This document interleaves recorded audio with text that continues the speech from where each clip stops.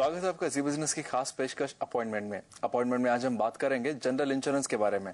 और इस पर जनरल इंश्योरेंस री इंश्योरेंस पर जानकारी देने के लिए आज हमारे साथ है बहुत ही खास मेहमान AK Roy, CMD of GIC रे। सर स्वागत है आपका जी बिजनेस की खास पेशकश में। धन्यवाद सर, सबसे पहले जानना चाहेंगे इंश्योरेंस। हालांकि इंश्योरेंस का पेनिट्रेशन इतना कम है, इंश्योरेंस को समझना इतना मुश्किल होता है, वही री इंश्योरेंस का समझना उससे भी ज्यादा मुश्किल होता है। इन चीजों से आप सालों से डील कर रहे हैं, किस तरह का चेंजेस आपने देखा है पिछले सालों में? मेरा करीब 33 साल का अनुभव है। जब हमने इंश्योरेंस इंडस्ट्री ज्वाइन किया था, उस वक्त अगर हम बीमा की बात करते थे तो समाज में सिर्फ एक ही बात जानी जाती थी, लाइफ इंश्योरेंस। लेकिन आज 33 साल के बाद काफ़ी कुछ लोग समझने लगे हैं। आज अवेयरनेस बहुत ज़्यादा बढ़ा है। आज लोग बात करते हैं हेल्थ इंश्योरेंस की, मोटर इंश्योरेंस की, प्रॉपर्टी की, और बहुत तरह के नए नए इंश्योरेंसेस अपने देश में आए हैं। और ख़ास करके जब से मार्केट ओपन हुआ है, मार्केट में बहुत नए प्रोडक्ट आए हैं और अवेयरनेस बढ़ाने की दिशा में भी काफ़ी काम किया गया है। लेकिन हमारा देश इतना बड़ा है और यहाँ पर इतने लोग अभी भी आर्थिक रूप से उतने साक्षर नहीं हैं, तो बहुत कुछ किया जाना है और बहुत कुछ करने की ज़रूरत है। सर, जो री इंश्योरेंस सेगमेंट है जिसमें आप यूजुअली डील करते हो, जनरल इंश्योरेंस कंपनीज आपके पास आती है, किस तरह से एग्जैक्टली आप डील करते हो? क्या आपका मार्जिन होता है? किस तरह से आपका बिजनेस डील होता है? री इंश्योरेंस का जो व्यवसाय है वह इंश्योरेंस कंपनी को उनके एक्सपोजर को कवर करने के लिए बीमा दिया जाता है, इसलिए इसका नाम री इंश्योरेंस है, पुनर्बीमा। तो जो डायरेक्ट कंपनीज जो पब्लिक का इंश्योरेंस करती हैं, उनसे उनका एक्सपोजर बढ़ता जाता है, एक्यूमुलेट होता है। तो हर कंपनी की अपनी अपनी एक क्षमता होती है, उससे ज़्यादा रिस्क को अपने पास नहीं रख सकते हैं। छोटी और नई कंपनियों की क्षमता कम होती है और जो कंपनियां पुरानी हो जाती हैं, बड़ी हो जाती हैं, उनकी क्षमता ज़्यादा होती है। तो उनको अपनी क्षमता के अनुसार जो रिस्क वो अपने पास रख सकते हैं, उसके बाद जो भी रिस्क बचता है वो उन्हें ट्रांसफ़र करना पड़ता है। और री इंश्योरेंस इस रिस्क ट्रांसफ़र का एक जरिया है। और जो री इंश्योरेंस कंपनी है वो इस बिजनेस को चूँकि वो बल्क में प्राप्त करते हैं, तो डायरेक्ट कंपनी के खर्चे को कंपेंसेट करने के लिए इसका एक हिस्सा उनको कमीशन के रूप में देते हैं। और मार्जिन्स यहाँ पर डिपेंड करते हैं डायरेक्ट कंपनी की क्वालिटी किस तरह की है, वो किस तरह की का प्रीमियम चार्ज कर रहे हैं पब्लिक से। सर, फिलहाल जिस तरह का इकोनॉमिक एनवायरनमेंट है, हमने देखा है कि बहुत सारे सेगमेंट में थोड़ा सा डाउनटर्न देखने को मिला है। उसकी वजह कई सारे ग्लोबल इकोनॉमिक डाउनटर्न है। हालांकि रुपये पर इम्पैक्ट हो गया था, तो इंपोर्ट पे मार बैठी, उसकी वजह से ऑटोमेटिकली शिप, मरीन कार्गो, उस पर इम्पैक्ट हो गया। तो फिलहाल किस तरह की सिचुएशन है? क्या जो हेवी इंडस्ट्रीज है वहां से ऑलरेडी प्रीमियम में कटौती देखी जा रही है? ऐसा नहीं है। इसमें प्रीमियम की कटौती इस तरीके से नहीं होती है कि अगर इकोनॉमिक एक्टिविटी कम हो गई तो प्रीमियम कम हो जाएगा।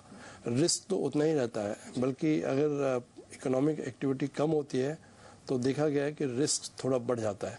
तो उस हिसाब से प्रीमियम के रेट थोड़े से बढ़ जाने चाहिए, क्योंकि हमेशा देखा गया है कि जब भी डाउन टर्न होता है या इकोनॉमिक एक्टिविटी थोड़ी स्लो डाउन होती है तो लॉसेज ज़्यादा आते हैं, रिस्क बढ़ जाता है। और दूसरी बात यह है कि खास करके भारत में अभी भी री इंश्योरेंस का पेनिट्रेशन बहुत कम है। तो इकोनॉमिक एक्टिविटी कम होने से भी उसका सीधा सीधा असर इंश्योरेंस और री इंश्योरेंस मार्केट पे नहीं पड़ता है। और इसीलिए आपने देखा होगा कि पिछले 2 साल से ये इंडस्ट्री अपने देश में करीब 25% के दर से बढ़ रही है। और आने वाले समय में भी मैं नहीं समझता कि कोई स्लो डाउन इंश्योरेंस इंडस्ट्री में इंडिया में आने वाला है। जैसे कि आपने कहा कि जब डाउनटर्न होता है तो कई बार रिस्क बढ़ जाता है। बाय एनी चांस आपने अभी कुछ डिफरेंस देखा हुआ है? बिकॉज बहुत सारा जो हम लोग बात कर रहे थे कि रुपये डाउन होने की वजह से, रुपये डिप्रिशिएट होने की वजह से इंपोर्ट पे काफी नुकसान हुआ है, और उसी की वजह से मरीन और कार्गो का जो बिजनेस है उसमें एक तरह से रिस्क बढ़ गया है।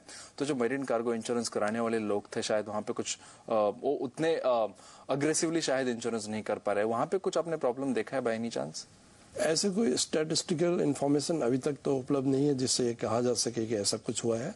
हाँ, ग्रोथ की दर कुछ कम हुई है मरीन के क्षेत्र में। फिलहाल ऐसे कौन से सेगमेंट है जहां पे आपको लगता है कि थोड़ा सा हर्डल है? हालांकि मोटर है, हेल्थ है, वो बहुत ऑफकोर्स उसका पेनिट्रेशन हाई है, लोग लेते भी है मोटर हेल्थ, लेकिन उसमें नुकसान ज्यादा हो रहा है। दूसरे कौन से सेगमेंट है जहां पे लगता है कि आपको पेनिट्रेशन फिलहाल बढ़ाने की जरूरत है? सबसे बड़ा जो क्षेत्र है जहाँ पर हम विकास कर सकते हैं वो है माइक्रो इंश्योरेंस का क्षेत्र। यानी कि जो अपने देश का एक बहुत बड़ा तबका है जो गरीब है, जो बहुत ज़्यादा प्रीमियम नहीं दे पाता है, दे सकता है, देने की स्थिति में नहीं है, उनके लिए ऐसे इंश्योरेंस की व्यवस्था होनी चाहिए जिसको हम माइक्रो इंश्योरेंस कहते हैं, जिसमें सम इंश्योर्ड कम होगा, पॉलिसी बहुत सिंपल होगी और उसका सर्विसिंग बहुत सिंपल होना चाहिए, उसमें एक्सक्लूजन्स नहीं होने चाहिए और अगर हो तो बहुत ही कम होने चाहिए, बहुत आसानी से समझ में आनी चाहिए और उसकी बिक्री करने के लिए बहुत ज़्यादा स्किल्ड लोगों की ज़रूरत ना पड़े, क्योंकि हमें ग्रामीण क्षेत्र में पहुंचना है तो वहां पहुंचने का आज जो कॉस्ट है नॉर्मल पॉलिसी के लिए वो बहुत ज़्यादा है और उस कॉस्ट पे ग्रामीण क्षेत्र तक पहुंचना मुश्किल है। तो वहां तक पहुंचना है तो हमें सिंप्लीफाइड पॉलिसीज़ लानी पड़ेंगी और ये एक बहुत बड़ा चैलेंज है और इस चैलेंज को पूरा करने के लिए ज़रूरत है कि टेक्नोलॉजी दैट आईटी जो हमारे देश में काफ़ी आगे बढ़ा हुआ है, आईटी और इंश्योरेंस कंपनी के सहयोग से ऐसे बहुत सारे इनोवेटिव सॉल्यूशंस प्राप्त किए जा सकते हैं जिससे हम मासेस तक बहुत कम खर्चे में पहुंच सके, उनको इंश्योरेंस कवर भी दे पाए। तो इसमें कुछ अभी आप फिलहाल कुछ प्रोडक्ट पाइपलाइन में कोई इसमें एक्शन लेने की बात जेआईसी कर रहा है? इस दिशा में हम जो दूसरे इंस्टीट्यूट हैं अपने देश में, जैसे इंश्योरेंस इंस्टीट्यूट ऑफ इंडिया है, उनके मार्फत से अवेयरनेस बढ़ाने के लिए और माइक्रो इंश्योरेंस को कैसे आगे बढ़ाया जाए, इस दिशा में हम लोग मिलकर काम कर रहे हैं और जेआईसी एक R&D सेल भी खोलने जा रही है बहुत जल्दी। वहाँ पर भी एक रिसर्च का विषय होगा, क्योंकि एक बार अगर हम इस दिशा में आगे बढ़ पाए तेज़ी से तो इसका बहुत बड़ा लाभ हमको एज री इंश्योरेंस कंपनी भी मिलने वाला है। तो ये एक ऐसा क्षेत्र है जहाँ पर सभी लोगों को मिलकर काम करना चाहिए। इससे हम समझते हैं कि हमारे देश में इंश्योरेंस का बिजनेस बहुत ज़्यादा तेज़ी से बढ़ाया जा सकेगा और इसका लाभ भी बहुत बड़े तबके को मिलेगा जो कि आज इंश्योरेंस कवर से वंचित है। अच्छा सर, ऑन दिस नोट एक लेते हैं छोटा सा ब्रेक। हम लौटते हैं छोटे से ब्रेक के बाद।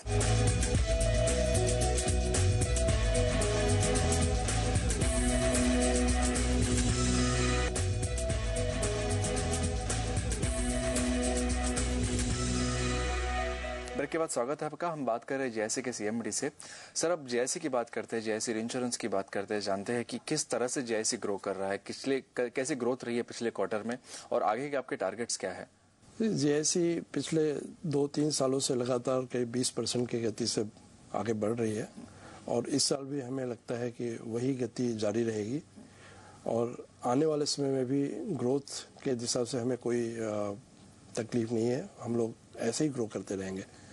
इस साल हमें कुछ नुकसान हुए हैं थाईलैंड फ्लड के कारण से, तो हमारे फाइनेंशियल्स थोड़े से इस बार कमज़ोर रहेंगे।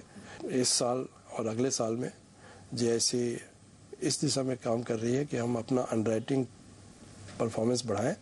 अंडरराइटिंग प्रॉफिट हमारी एक प्रमुख फोकस रहेगी और हम चाहेंगे कि आने वाले समय में हम सार्क कंट्रीज़ में, अफ्रीकन कंट्रीज़ में और दूसरे कुछ आइडेंटिफाइड ग्रोथ मार्केट्स हैं वहाँ पर कंसंट्रेट करें, अपने देश में अपने आप को ज़्यादा मजबूती से स्थापित करें ताकि इंडिया की जो ग्रोथ स्टोरी है उसके हम भागीदार बने रहें। अब जिस तरह से आप आगे की एक्सपेंशन प्लान्स की तरफ देख रहे हैं, सार्स कंट्री में जाने की देख रहे हैं, कोई ठोस प्लान है आपके पास? कोई आपने एक कंट्री चुनी हुई है और कुछ मतलब किस तरह से एंटर करना चाहेंगे? हम लोग एक बहुत ही ठोस सॉलिड कार्यक्रम पे काम कर रहे हैं और बहुत जल्दी उसको हम पब्लिश करेंगे, लोगों के नज़रों में लाएंगे। हमारा फोकस होगा सबसे पहले कुछ रिप्रेजेंटेटिव ऑफिस खोले जाएं और फिर उनको धीरे धीरे ब्रांच ऑफिस में अपग्रेड किया जाए, क्योंकि इससे क्या होता है कि हमें मार्केट के बारे में ज़्यादा जानकारी मिलेगी, उसको स्टडी करने की हमें के लिए समय मिलेगा और हम उस मार्केट में क्या क्या हम कर सकते हैं वो जानकारी पूरी प्राप्त करने के बाद जब हम उसको अपग्रेड करेंगे तो हम ज़्यादा सही तरीके से और तेज़ी से आगे बढ़ पाएंगे। और हमें पूरी उम्मीद है कि अगले 2 साल में हमारी आउटसाइड प्रेजेंस जो है वो 20 के ऊपर चली जाएगी, जो आज 4 है। जी, to start with any country आपने कोई फाइनलाइज किया हुआ है जाने के लिए? सबसे पहले मैं देख रहा हूँ कि हमारा जो साउथ अफ्रीका ब्राज़ील में जो हमारा ऑपरेशन है वो एक ब्रांच की शेप में बहुत जल्दी खुलने वाला है। उसके अलावा हम लोग साउथ अफ्रीका मार्केट में भी निरंतर कोशिश कर रहे हैं कि वहाँ पर एक ऑफिस खुले। कुछ उसमें अड़चने आ रही हैं, लेकिन हम लोग को उम्मीद है कि उसको बहुत जल्द दूर कर लेंगे। ओके सर, जो आपने थाईलैंड का बताया, थाईलैंड की वजह से जो नुकसान हुआ आपको, जापान में भी कैटास्ट्रॉफी लॉस हुआ था, बहुत बड़ा लॉस हुआ था, आपका एग्जैक्टली कितना एक्सपोजर था? और अगर हम लोग थोड़ी लॉस की बात करें तो कितना एग्जैक्टली लॉस हुआ है आपको? इन दोनों मार्केट को मिला करके करीब करीब 2,500 करोड़ का लॉस जैसी को हुआ है लगभग। सर, फिलहाल गवर्नमेंट डाइवेस्टमेंट पे काफी जोर दे रहा है। GIC one of the pillar है अगर हम लोग बात करें एलआईसी के बाद। तो बाय एनी चांस क्या अपडेट देना चाहेंगे आप इस पर? मतलब कि कब आप लिस्टिंग की बारे में फिलहाल सोच रहे हैं? जहाँ तक लिस्टिंग का सवाल है, ये एक ऐसा मुद्दा है जो चूंकि हमारी 100% share holding government of India की है, तो ये निर्णय गवर्नमेंट ऑफ इंडिया को लेना है कि वो पहली बात तो ये कि वो